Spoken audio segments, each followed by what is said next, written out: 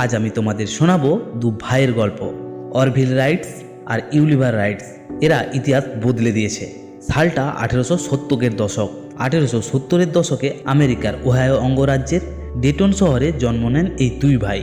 বাবা ছিলেন একজন ধর্মজাতক আর মা ছিলেন অত্যন্ত বুদ্ধিমতী ও কল্পনা শক্তিতে ভরপুর একজন মহিলা। শৈশবে মাই তাদের হাতে একটা ছোট খেলনা উড়োজাহাজ তুলে দিয়েছিলেন, যেটা রাবার ব্যান্ডে ঘুরে গোটা আকাশে উড়ত।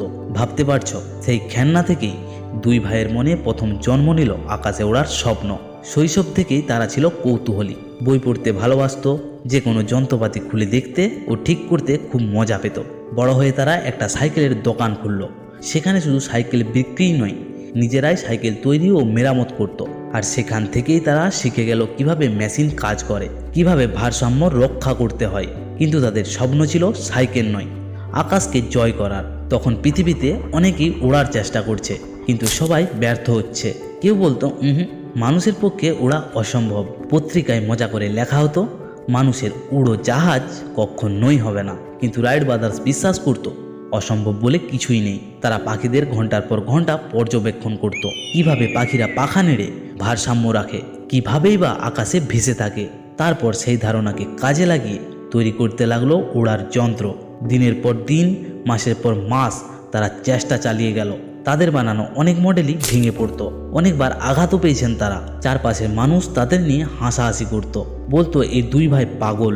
কিন্তু তারা জানতো, যে মানুষ স্বপ্ন আঁকড়ে ধরে রাখে, একদিন ইতিহাস তাকেই মনে রাখে। অবশেষে 1903 সালের 17 ডিসেম্বর উত্তর ক্যারোলিনার টিকি হকে তারা তৈরি করলো পৃথিবীর প্রথম এবং সফল বিমান। সেই বিমানের নাম দিল ফ্লায়ার। প্রথম উড়ানটা ছিল মাত্র 12 সেকেন্ড আর দূরত্ব 120 ফুট। কিন্তু সেই ছোট উড়ানেই মানুষ ইতিহাসে প্রথমবার আকাশ ছুঁল। বন্ধুরা, ভাবো তো, শৈশবের মায়ের দেয়া একটা ছোট খেলনা উড়োজাহাজেই তাদের মনে জাগিয়েছিল মহাস্বপ্ন। আর সেই স্বপ্নই পৃথিবীকে বদলে দিয়েছে। রাইট ব্রাদার্স আমাদেরকে শিখিয়েছে ছোট স্বপ্ন থেকেই বড় বিপ্লব জন্ম নিতে পারে।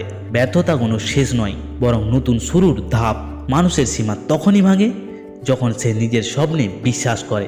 আমাদের জীবনে হয়তো অনেকেই হাসাহাসি করে বলে এটা তুমি পারবে না, কিন্তু মনে রেখো, যদি দুই ভাই সাইকেলের দোকান থেকে শুরু করে পৃথিবী জয় করতে পারে, তবে তুমিও পারবে তোমার স্বপ্ন জয় করতে।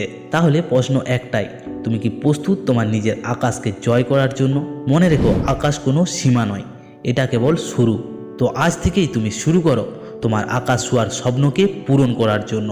ততক্ষণকে সবাই ভালো থেকো, সুস্থ থেকো কামনা করি।